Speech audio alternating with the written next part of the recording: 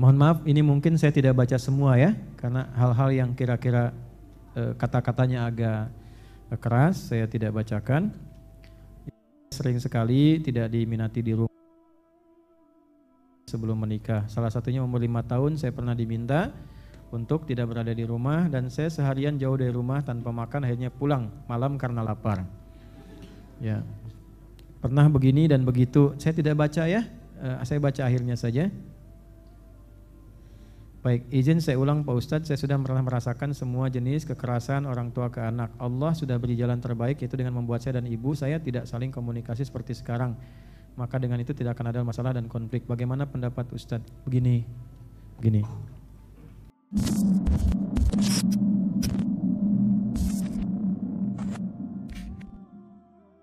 Masya Allah, diketik ini ya, ini serius. Dan ketikannya kecil sekali. Assalamualaikum Ustadz, waalaikumsalam warahmatullahi wabarakatuh. Afwan langsung saja Ustadz. Ya, saya juga ini. Saya anak yang paling tidak diinginkan di rumah, terutama oleh ibu. Tidak mungkin.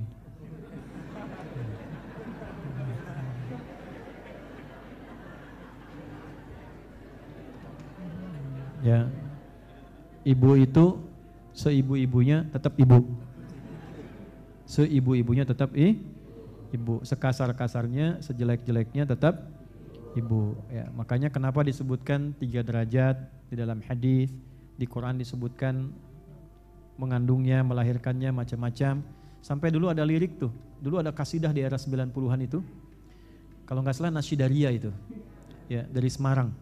Ya, ibu derajatmu 3 kali ya, dibanding ayah, engkaulah manusia yang mulia, derajatmu 3 kali dibanding ayah, gitu kan? Kau mengandung, melahirkan, mengandung lagi, melahirkan lagi. Dan seterusnya. Merawat sampai tumbuh dewasa itu. Dulu bagus-bagus lirik-lirik itu, dan nggak aneh-aneh, Kesini lagi ya, kita baca dulu.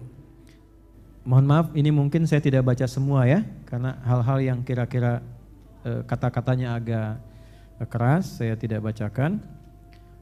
Sering sekali tidak diminati di rumah sebelum menikah. Salah satunya umur 5 tahun saya pernah diminta untuk tidak berada di rumah, dan saya seharian jauh dari rumah tanpa makan, akhirnya pulang malam karena lapar. Ya, pernah begini dan begitu. Saya tidak baca ya, saya baca akhirnya saja. Baik, izin saya ulang Pak Ustadz, saya sudah pernah merasakan semua jenis kekerasan orang tua ke anak. Allah sudah beri jalan terbaik, yaitu dengan membuat saya dan ibu saya tidak saling komunikasi seperti sekarang. Maka dengan itu tidak akan ada masalah dan konflik. Bagaimana pendapat Ustadz? Begini. Tidak mungkin Allah menetapkan sesuatu tanpa hikmah dan kebaikan untuk kita semua. Itu dulu. Supaya berdamai dengan hati dulu. Karena kalau hatinya tidak berdamai dengan keadaan yang kita tidak terima, sampai kapanpun itu akan selalu memberikan pengaruh yang tidak baik untuk kehidupan kita.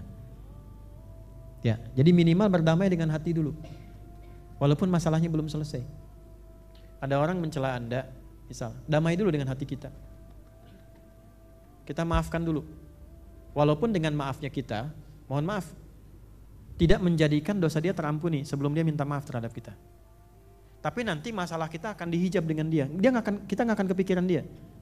Tapi dia akan terus kepikiran tentang kita. Sebelum dia minta maaf terhadap kita, tetap berlaku kesalahannya sampai dihisab di hari kiamat. Tapi dengan kita maafkan dia, kita dihijab tentang dia, dilapangkan hati kita, dan kita fokus pada pekerjaan yang kita kerjakan sekarang. Dan dahsyatnya Allah sediakan nanti di surga tempat seluas langit dan bumi. Itu ada di Quran surah ketiga di ayat 133. Ya, Anda bisa baca di dalamnya. Wasari'u ila maghfiratin min rabbikum wa jannatin arduhas samawati wal ardu uiddat lil muttaqin. Siapa orang itu? 134-nya. Alladzina yunfiquna fis sarra wad dharra wal kadhiminal ghaidha wal 'afina 'anil nas. Wallahu yuhibbul muhsinin. Kadhiminal ghaidha, berusaha berdamai dengan hati, menahan amarah. Anda sudah luapkan ini dalam tulisan. Kalau sudah diluapkan, tak perlu dipendam di hati lagi. Lapangkan hatinya. Minimal berdamai dengan diri sendiri dulu. Fasenya kan sudah lewat. kan?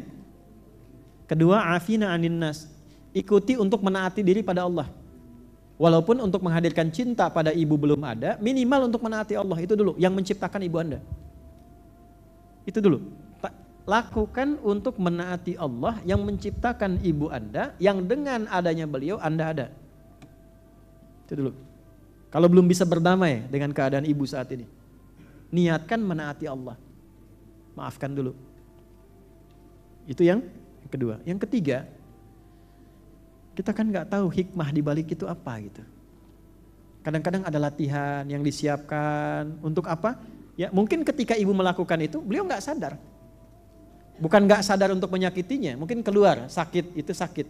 Ya, tapi dia tidak sadar dia berlaku demikian, bisa membentuk karakter untuk kedepannya. Lebih tangguh lagi, lebih kuat lagi. Walaupun ada karakter yang membekas. Makanya yang bekas itu dihilangkan supaya tidak berpengaruh secara psikologi. Membuat perilaku lebih tidak baik kepada orang lain. Makanya muncul ayat tadi, damai dengan hatimu dulu. Tenangkan, maafkan dulu. Toh dengan memaafkan itu melapangkan hati kita dan tidak merubah masa lalu. Jelas? Yang kedua, surga di bawah telapak kaki siapa? Ibu. Di bawah telapak itu maksudnya ada kepatuhan, kebaikan, ketaatan. Ujian Anda untuk mendapatkan surga, demikian Masya Allah. Ada yang ujiannya lewat pekerjaan, ada yang ujiannya lewat saya belajar, dapat cacian kadang-kadang. Belum ngisi udah disebut bid'ah kadang-kadang gitu kan. Ya, ada fitnah, ada macam-macam. Anda Masya Allah dapatnya langsung dari perjalanan pada ibu. Ya, kalau tidak dengan ma'ruf pasti dengan mungkar. Ada yang ma'ruf dari ibu, alhamdulillah kita sukai. Ada yang mungkar dari ibu, alhamdulillah kita tolak juga. Tapi cara menolaknya bagaimana? Ud'u ila sabili rabbika bil hikmah. Fa'fu wasfah, maafkan dulu, lapangkan hati kita lalu doakan. Ya, walaupun sekarang belum bisa komunikasi, tapi komunikasikan itu lewat ketersambungan kita dengan Allah. Doakan ibu supaya dirahmati Allah, diberkahi Allah, dilapangkan oleh Allah hatinya, dirubah dengan kebaikan, dilembutkan hatinya. Itu dulu.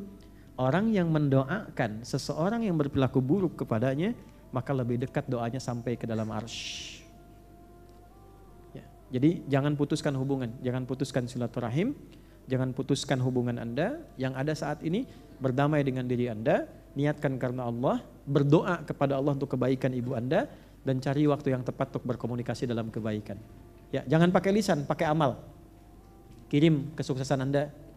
Ya, punya makanan kirimkan, titipkan. Nggak harus pakai nama.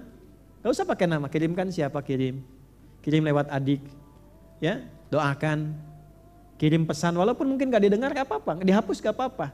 Namanya ibu itu pasti sampai ke dalam rahim yang pernah di tempat itu Anda dilahirkan. Karena sifat perempuan itu perasa, dalam rasanya itu Allah kemudian berikan sifat rahmah. Ya, dan semoga Allah berikan kebaikan kepada Anda dan keluarga.